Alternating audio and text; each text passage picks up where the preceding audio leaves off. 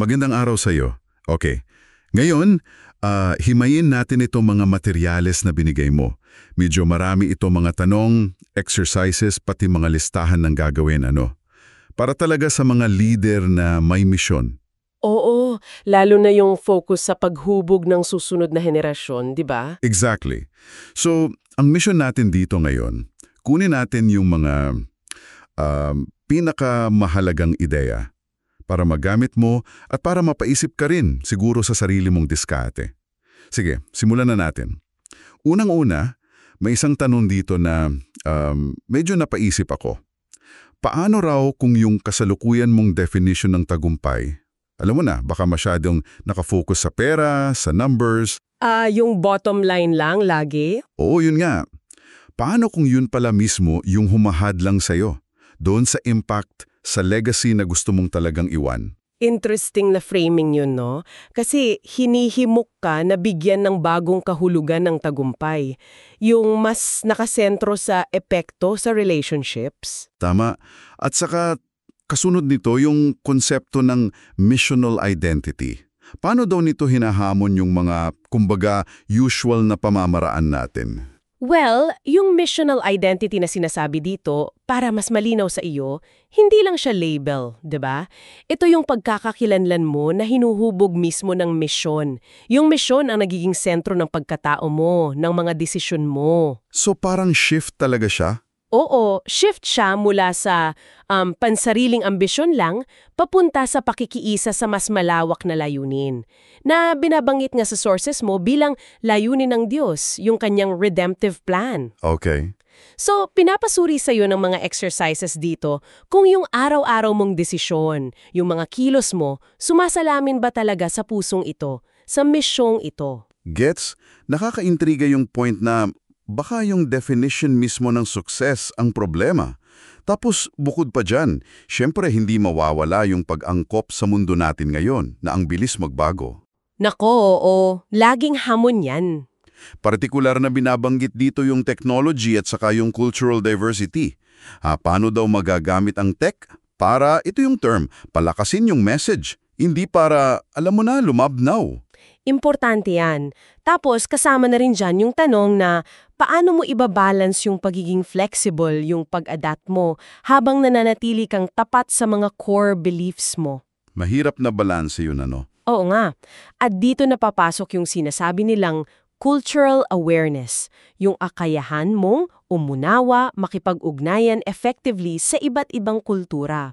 Kasi hinihikayat ka ng materyales na tingnan mo yung mga posibleng blind spots mo. Mga hindi mo napapansin, ganon. Oo, mga pagkiling o kakulangan sa pag-unawa na baka makasagabal pala sa mission mo nang hindi mo namamalayan. Okay, makes sense. At binibigyang diin din yung ethical na paggamit ng tech. Dapat daw laging tao pa rin ang sentro, yung relationship, hindi lang yung pagiging high-tech for the sake of it.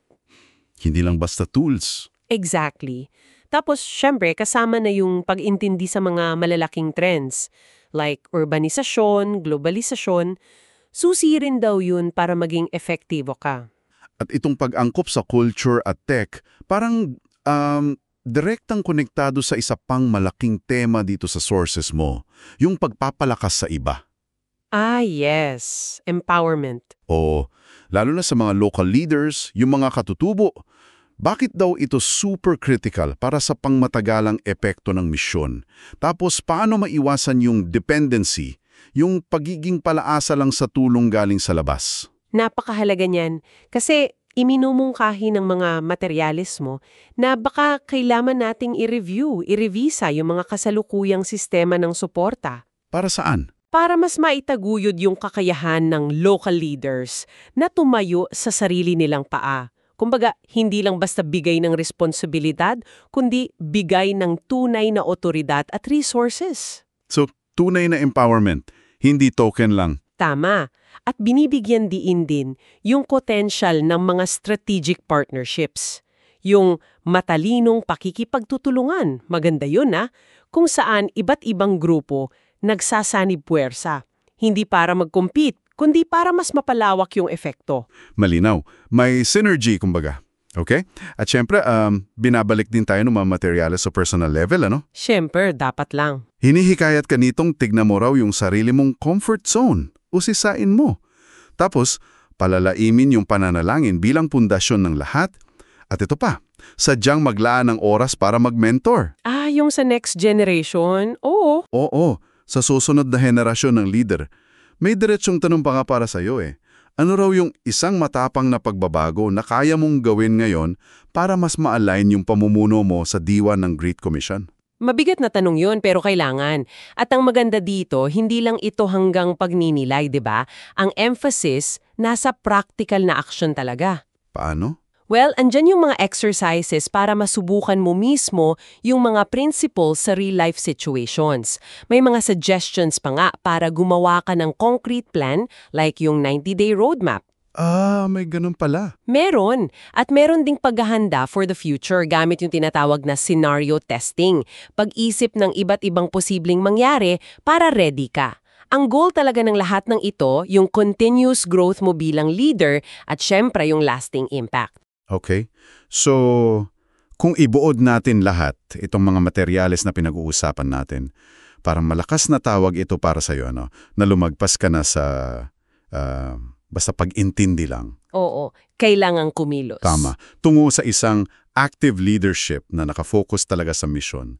Isang pamumuno na, handang umangkop, nagbibigay lakas sa iba, at laging nakatingin sa hinaharap. Kaya, siguro ang tanong para sa'yo na nakikinig, ano ang personal na ibig sabihin ng lahat ng ito para sa'yo sa journey mo? Magandang tanong yan. At bilang panghuling palaisipan siguro na iiwan natin sa iyo, based sa paulit-ulit na emphasis dyan sa materials mo, napakalaki talaga ng focus sa paghubog at pag-activate ng next generation, di ba? No, laging binabanggit. Pero naisip ko lang, paano kaya kung ang isa sa mga susi para maka-innovate tayo sa strategies natin sa mission ay hindi lang yung tayo ang laging nagtuturo sa kanila ng mga dati ng paraan? Interesting point. Ano sa tingin mo? Paano kung ang kailangan pala natin ay yung mas malalim na pakikinig sa kanila? Sa mga unique perspectives nila, sa natural nilang kaalaman, lalo na sa digital world na kinalakihan nila. Baka sila pala yung may dalang bagong ideas. Exactly! Baka sila pala yung may hawak ng susi sa mga susunod na hakbang, sa mga bagong paraan ng pag-aabot, isang bagay na pwede mong pagmuni-munihan pa.